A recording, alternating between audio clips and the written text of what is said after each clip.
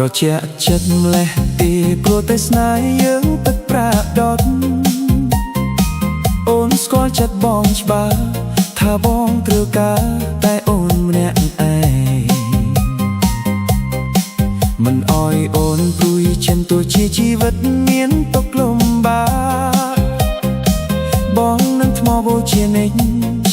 ស្នេហ៍យើងមិនរលាយសាបសូន្យយើងធ្លាប់មើលព្រះអាទិត្យលេងជាមួយគ្នានៅទីនេះ